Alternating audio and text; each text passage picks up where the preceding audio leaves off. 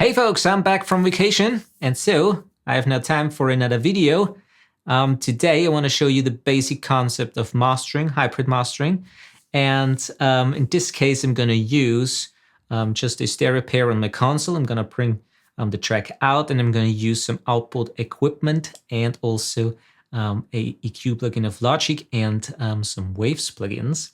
In particular, I'm going to use a multiband compressor and the L2, the limiter, to get everything a little bit louder. And on the output equipment, I'm going to use the Tegeler Audio Manufaktur Crème, which is an awesome compressor and EQ unit. It's on the mix bus, and I'm going to use, just for a little bit of a tube saturation, the TLA A2, just a little bit of a drive, really works very well with the song. So if you don't have a console where you can connect all your different output equipment to it and route signals to it, I have a video also on my channel. I'm going to link it in the description below. So if you just have an audio interface and Logic Pro X and some output equipment, I'm going to show you there how to actually connect the output equipment to the interface and how to use the Logic I/O plugin to work with the equipment together with the DAW, right? So I invite you to watch the video, and I'm gonna do my moves, and I'm gonna explain a little bit what I do. So I hope you like it, and let's get started. All right, so here's now the session. I have here on top the normal mix, and here I got another track which is basically the same, but here with two EQs. One is a linear EQ from Logic, and we got a linear multiband compressor from Waves. And this below here, the third track, is then the the master print, where I print through the console and through the output equipment the song back into the DAW, which is then the final master. All right. And here on the monitoring track, which is output 2728, that comes back to my console on the two tracks, so I can listen to the mix or to the song. Actually, I have here various metering plugins, PA set analyzer, where you can see the whole frequency spectrum and also the phase. I got also another metering, the Doroth meter from Waves, and also the round trip plugin, which is the AAC. If you want to do a mastered for iTunes version, you have to use that plugin and watch the intersample clipping, because of course if you have intersample clipping, you can't actually make it as a mastered for iTunes. All right, so I would say let's get started. I'm gonna play you a little bit of the song. This is the song that you probably heard in my other videos that I uploaded beforehand. It's a cover. I had some time to do it, and it's The Man Who Sold the World, and it will actually mix down to the tape machine back here. So plenty of saturation already in there. So let's play a little bit of it. Let's go from the beginning.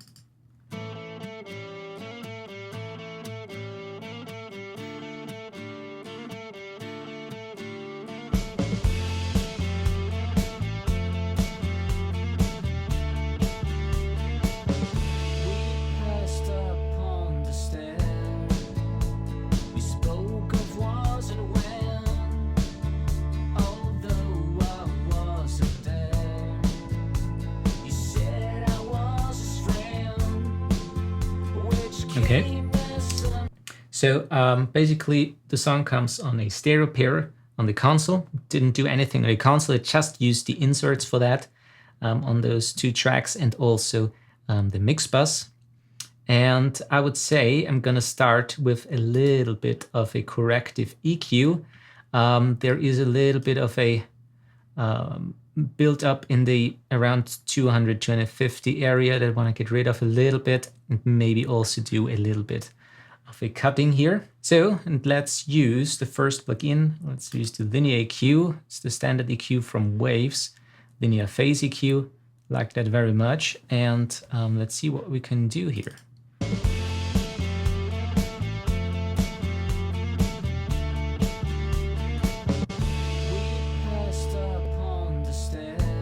A little bit of a cut.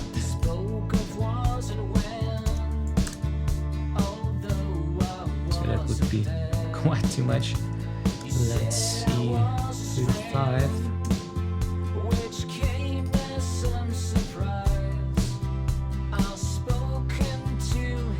Or I can go with 40.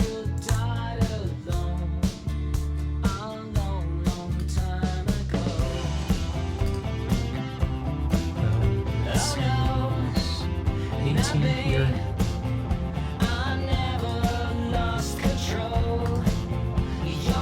That's not bad. All right. So I made a cut here. Below here isn't actually that much I want to use. Just kind of cleans everything a little bit up. And as I said beforehand, let's see on the 200 area here what we have here. Let's go to 240, for example.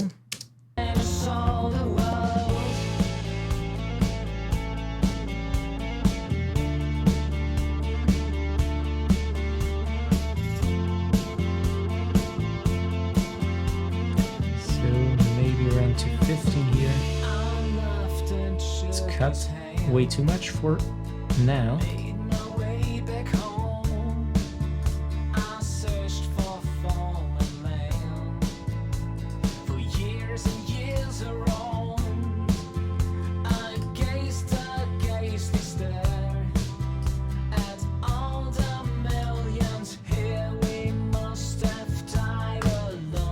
Yep, that's not bad.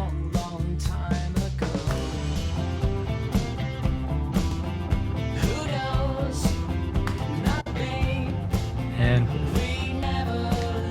all right, sounds already quite nicer. Much cleaner, not that muddiness that's usually around 215. As far as bass goes, I think I'm gonna, or I don't wanna cut anything there. The song is actually quite heavily driven by the bass guitar, and I really like that. So I think I might just leave it like that. And the other EQ move, we're gonna do the boosting, a little bit of a high-end boost, maybe on the Tegeler Audio Manufaktur Crème later on. And well, actually, let's do it now before we go to the compression. So let's engage it.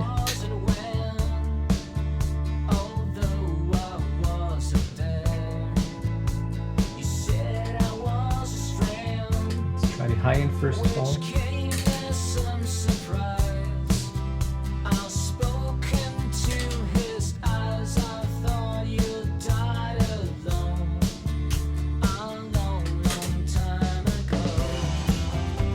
this is 16,000 hertz.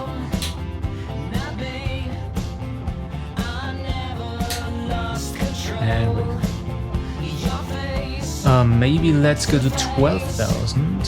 See how that works.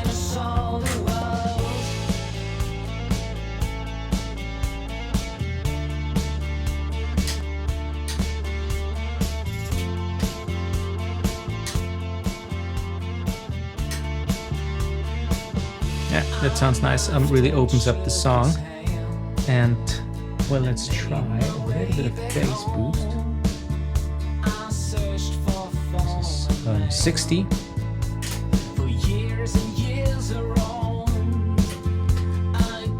$30.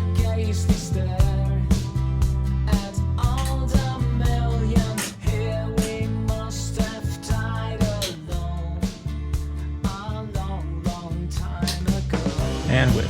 Yeah, so it really rounds everything.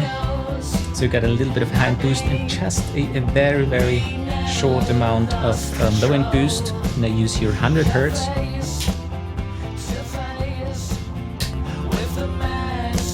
Also doesn't come in the way. With the bass, it's around 60 to 70, 80, and with the 100, we're kind of like in a safer space here. But I think it sounds already very good. And that's basically all I want to do EQ-wise to the song. Of course, I listened to the song quite some time beforehand, and these are things that I had in mind already. So don't get me wrong if I make quick decisions here. On the console, I don't want to use the EQ for that. I think it sounds quite pleasing already.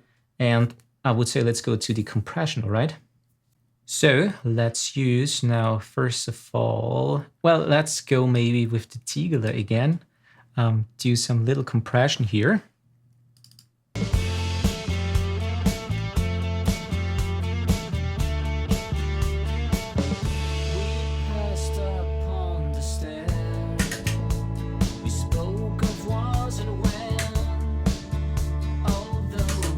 Quicker release here. 4-to-1.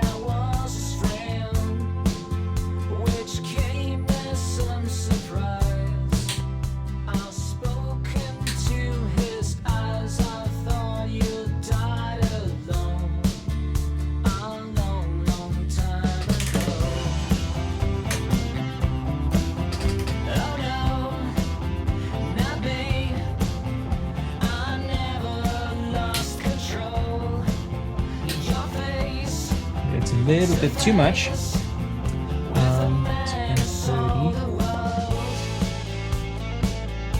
We're compressing now here 1-to-5 up to 2.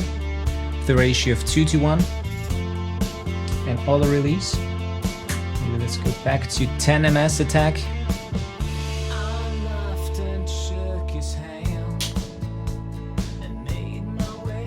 And with. Let's try a sidechain low cut. So the bass isn't affected to the compression circuit. Again, full. Well, I think I kind of like full mode here. Let's try also the EQ in front of the compressor.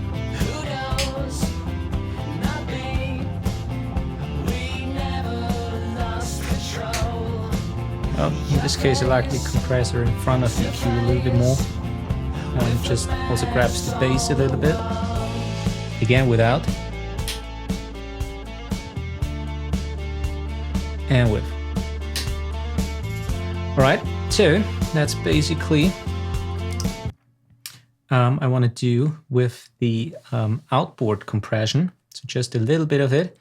And I'm going to use now a multiband compressor from Waves, which I mostly use in a kind of like a little bit of an EQ curve together with very little compression, but it really brings out the high end and also again the low end. So let's see how that works.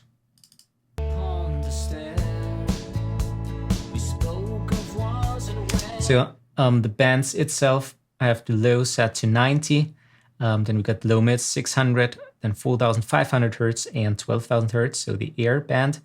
And as you can see, I did a little bit of kind of like a EQ curve just with the gain, which is in this case a little bit too much. It's just my standard preset that I always work with.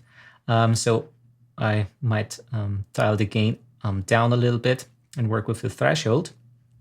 Attack is always kind of like very slow on the bass, a little bit higher on the higher frequencies. And same goes as with the release. So slow release on the bass frequencies and a little faster one on the high frequencies, all right? Well,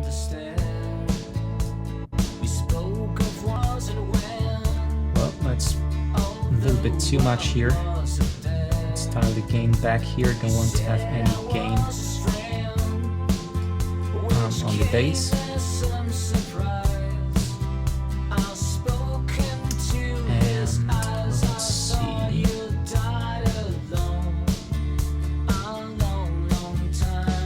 Well, I actually think we might go with no gain at all.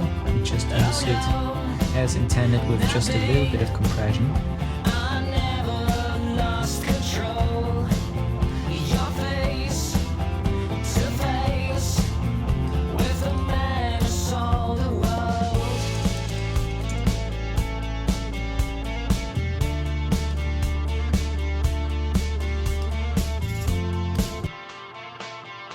This is just the mid-band now, without, and with, so that's Maybe go a little higher here. Whoops.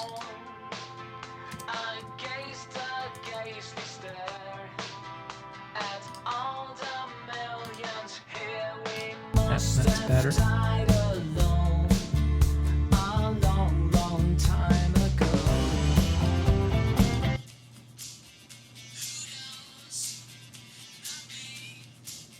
that would quite be a little bit too much. Let's see what 9 does.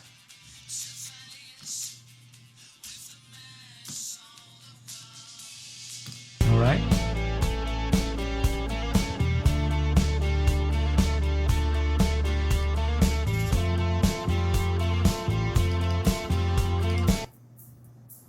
Those are the very, very high frequencies, 12 and beyond, 12,000 hertz and beyond.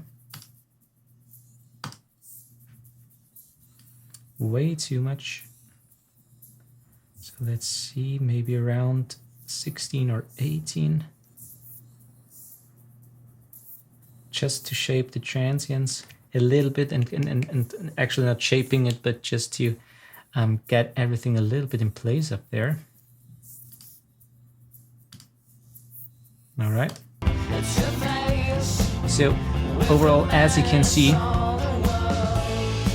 we got just very lightly compression over all the 4 different bands. A little bit more here on the lower mids and also on the bass. Again, without.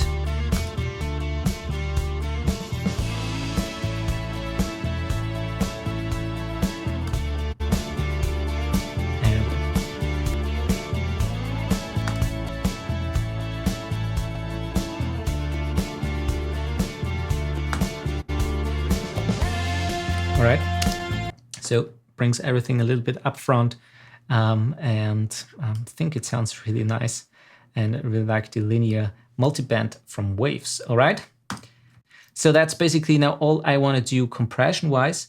We use the linear multiband from Waves and the Tegeler for overall lightly compression, and the song actually was tracked to tape, so there is some natural compression in there. That's why I don't use too much compression here. And I would say I'm going now to the EQ and use a little bit of saturation, tube saturation, just to make it a little bit more gritty. And then that's basically all I want to do. And then finally we're gonna do the L2, the limiting, just to get a little bit more level. All right, so we got here the tube stage. Don't use the EQ and the compressor. Got that already. Right, so let's engage it.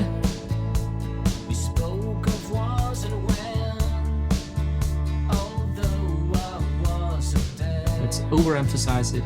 So now it's clipping. It's way too much.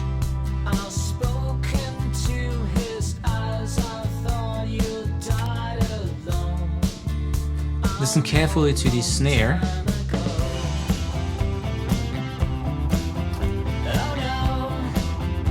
A bit too much. Maybe around 2. Maybe to 2.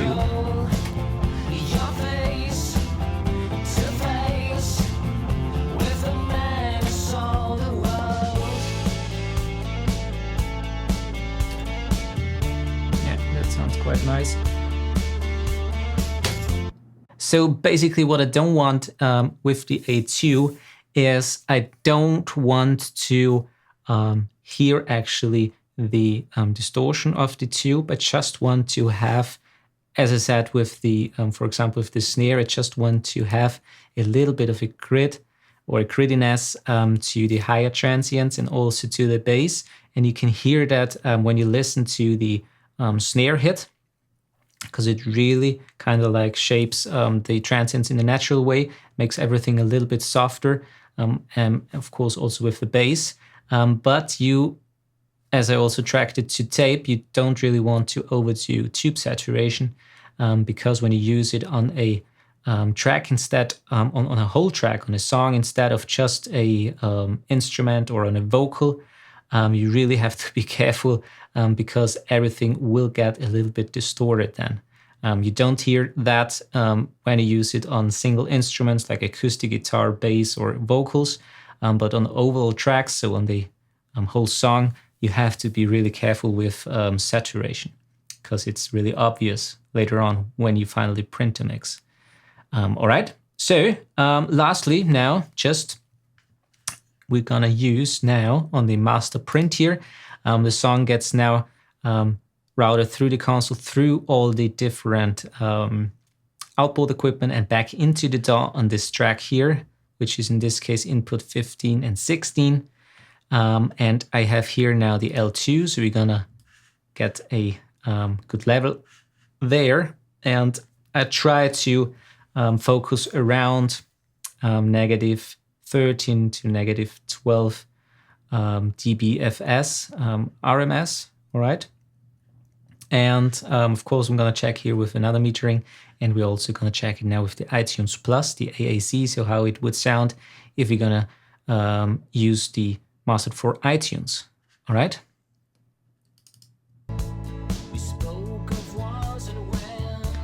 Of course, 24-bit quantization, featuring type 1, I mainly use that with normal shaping.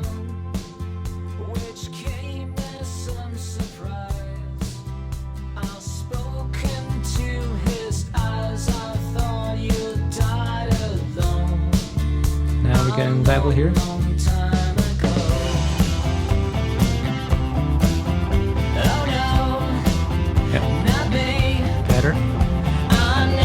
Coming close.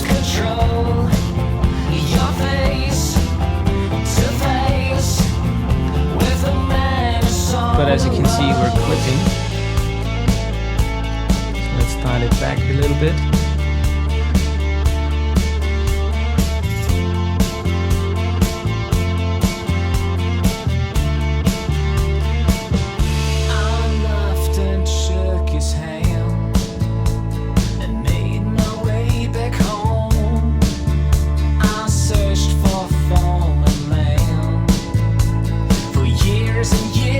So this would be a little bit too much for me, as you have seen on this meter here, which is how the limiter kicks in. It really cuts off around negative 2 to 3 dB. I don't want to do that. I want to have not another compression stage. I just want to have, if a transient is sticking out, it just dials it back a little bit, but not on every single hit, all right? Let's dial it back. I searched for land for years and years around. Just a little bit less here. Yeah, that's quite good here. Also got the RMS level here of negative 12.5, which is quite okay for me. You can also see it here. In this case here on the dollar leader. Negative 30, negative 12. So let's check also with the iTunes now, the round trip, how we are there.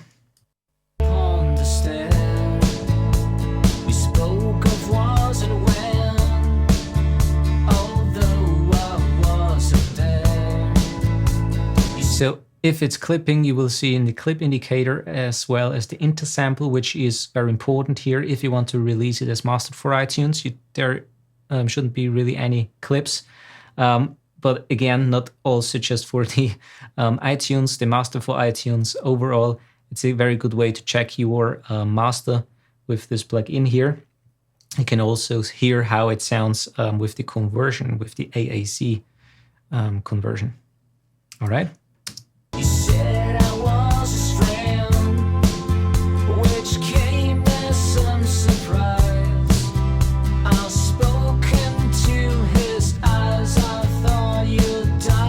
Coming here very close to 0.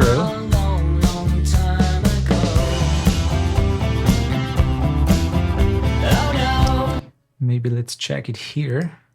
Of course, you have to check always multiple times the whole song if there is clipping, but just for the purpose of this video here, we're going to use just some random points here.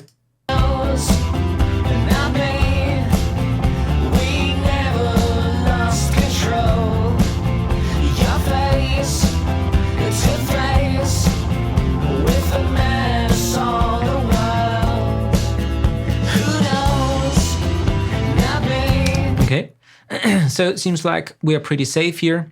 I just used it here because there are some major spikes here, but as we see here in the intersample, there is no peaking. So with -2, we might get away with, but of course you have to listen to the whole song later on, or your song. And you might get away sometimes with -0.2 or -0.3 dBFS, but sometimes depending on the compression rate beforehand, you really have to use -0.5 if you want to use it as a master for iTunes, all right? So, and now the last step that I want to do is, what we do is we disengage the round trip again here, and now we want to print the track, and it's basically very simple. It goes now through the converters back in. So I'm just gonna hit here record, and we will get a final master, the master print.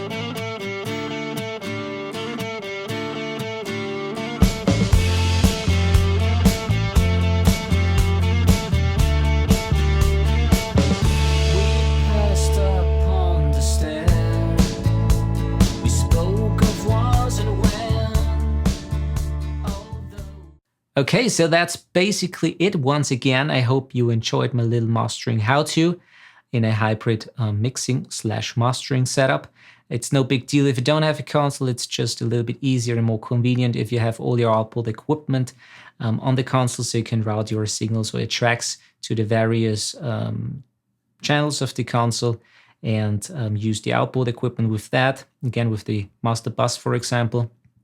But as I said in the intro, in the description below is a video where I show how to actually configure and route output equipment to Logic Pro X with the standard I/O plugin. Very easy and convenient way.